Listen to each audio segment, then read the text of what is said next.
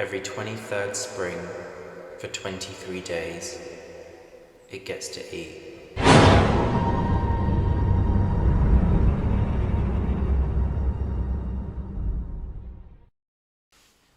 So guys, Jeepers Creepers 4, also known as Jeepers Creepers Reborn, is coming out this year.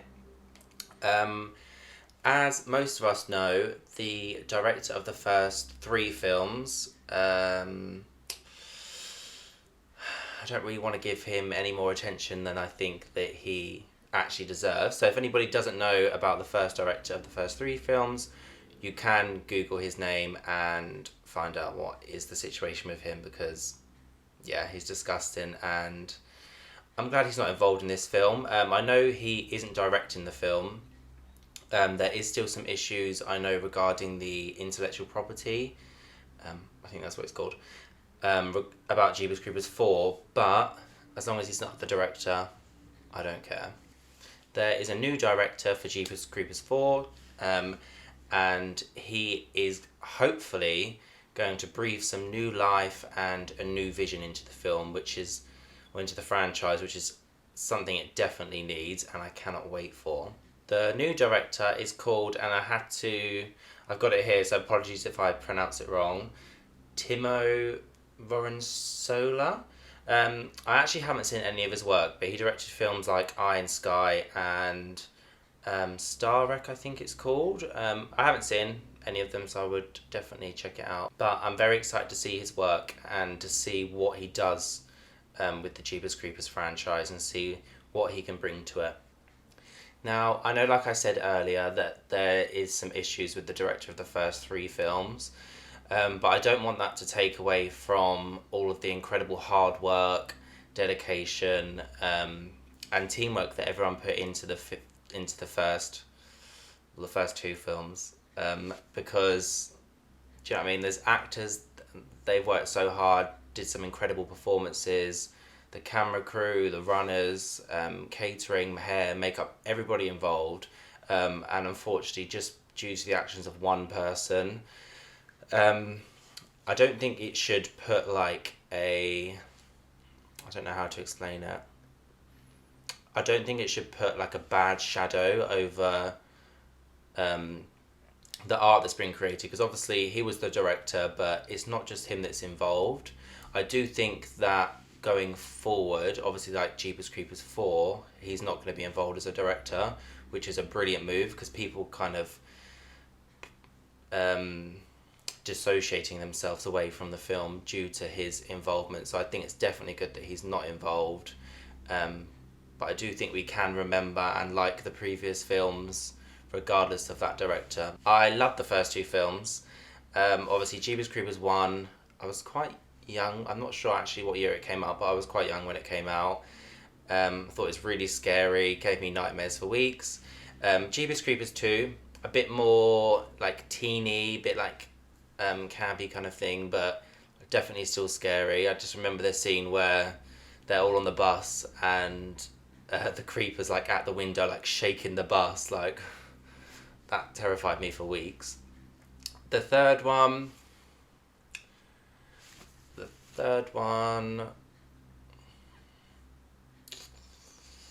it was okay. It was alright. I didn't hate it. I didn't like it. I didn't really think anything of it. And that's probably even worse than hating it, I suppose. I just think with the third one, especially with his truck, his truck that he has is so iconic, and it's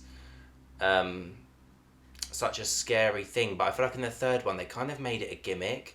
It almost, oh my god, excuse me, it almost became like a saw contraption. There was things flying out of it, things flying down. It was literally a game out of a saw. You had to survive that way. But I just thought it was gimmicky, and I thought the creeper doesn't need any gimmicks. He's got really tough skin, sharp teeth, he can fly, he's got super strength. Why does he need this van that can shoot out a long harpoon out of the back of it? He doesn't need that.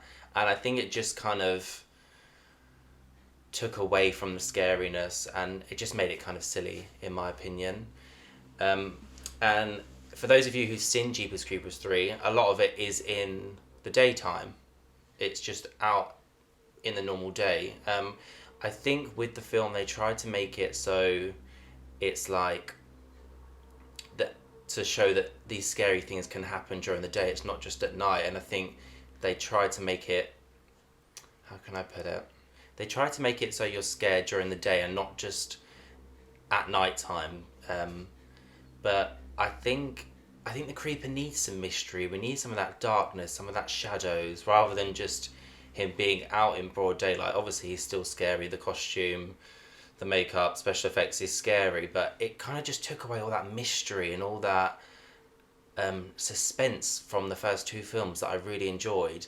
Like, I can remember in the first film when the brother and sister, Trish and Derry, they're driving down and they see the church, and they see the creeper putting the bodies into the big pipe with the white sheets covered in blood, and then the creeper just like,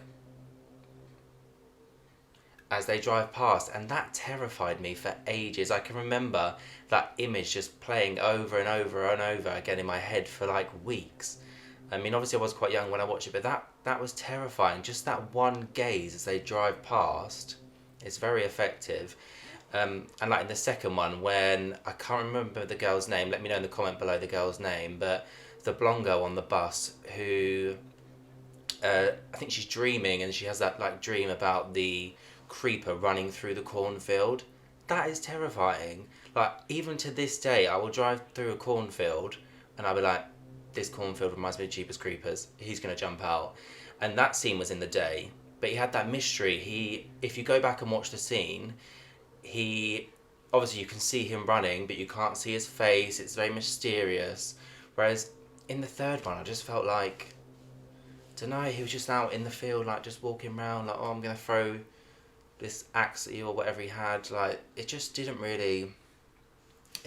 do it for me. And there was the whole business with the woman finding the hand and holding it, and I was just like, I don't get it.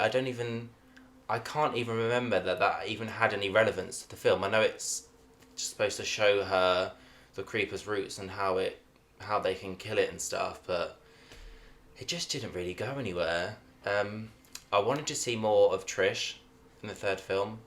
Didn't get that. And just going back to the suspense bit as well, like where I said where the creeper's like staring at them as they're driving past, and the cornfield, and even on the bus in the second one when he's just staring through the window and he's picking people out one by one. Like, I know it's a bit funny because the creeper's like winking at them and like, you know, not you, not you. But even then, you still felt that kind of suspense. I want to feel that again with the fourth one, with Jeepers Creepers Reborn. I want it to be, for those of you out there who've seen like Wrong Turn, I can remember in Wrong Turn when they're in the cabin and the hillbillies come back, and like someone's under a bed, someone's in a cupboard, someone's hiding somewhere else, and the hillbillies come in, and you can feel that suspense. You can feel and hear your heart beating, their heart beating, and you feel like you're right in that moment with them. That's what we need. That's what the third one was lacking. And we need to feel that again in the fourth one. We need that mystery, less contraptions. He doesn't need it. Like, okay, the truck was always really fast in the movies. Like, when you think, how can that even be fast? Like, he has the best mechanic in the world because it's an old beat up truck and it's driving like a Ferrari. But we can forgive that. But to have everything shooting out of it and all these traps, and it was silly, and it downplayed actually how scary the creeper is and can be. Okay, so things that I would also like to see in the fourth one, and I know it's probably a bit ridiculous, but you know how the creeper smells you? Like, obviously he scares you, he goes for your fear, doesn't he? Like, he can smell the fear, smells what he wants, and then he takes from that person what he wants. I would love for him to smell somebody and think like, I want your liver. And then they have like a big battle scene, they like fight everything else, the person gets away, the creeper's like after them still, maybe he's like wounded or something, like somewhere, so it takes him a long time to get there, like how in the second one when it takes him ages to get to the prison cell, into the prison. But yeah, and then the person's like been rushed into hospital, They're really ill, they get treated, they have like a liver transplant, so the thing that the creeper wanted, they have taken out, get a new liver. The creeper breaks into the hospital, goes to kill this person because he's finally managed to catch up with him, smells him like, and then realizes actually it's a new liver, it's not the liver he wanted, so maybe just leaves him alone. I don't know, does the creeper still kill someone even though he doesn't take anything from them? I suppose maybe if he got in his way he would, but I don't think he, not that I can remember, I don't think he kills people just for the sake of it. I think he takes what he wants from you, doesn't he? So I thought that would be really cool.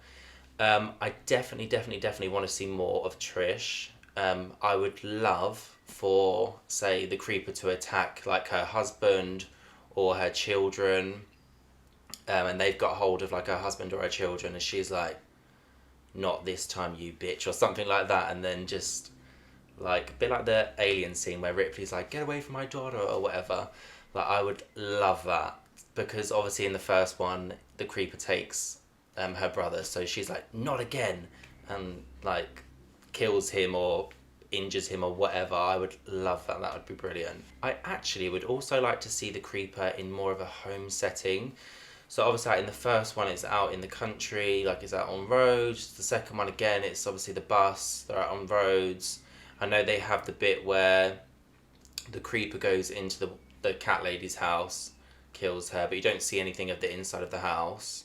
And obviously you have the bit in the prison, but that still feels quite big. So I would like to see the creeper in a home setting, maybe like, I don't know, like breaking through like a teenager's bedroom or something, like through the window, because I think it would just add that extra fear to think, oh my god, the creeper could take me from my bedroom. Because currently as a viewer, like I think, okay, the creeper's only going to get me if I'm near a cornfield or I'm driving down the country road or something like that. But I think to give the audience that perception that, oh my god, the creeper can get me in my bathroom or in my bedroom, I think it would add like an extra spin on it, and I think it would be something that would be really interesting to see played out. Also, I want more darkness. Like I said earlier with the mystery, I do like the creeper in daylight, but not in the third one. So I want more darkness, more mystery. I also want less CGI. I think there's a lot of mixed views about CGI. I personally prefer like the costumes, the makeup, the animatronics to make the film work. I feel like CGI should just enhance where it's needed rather than just rely on it.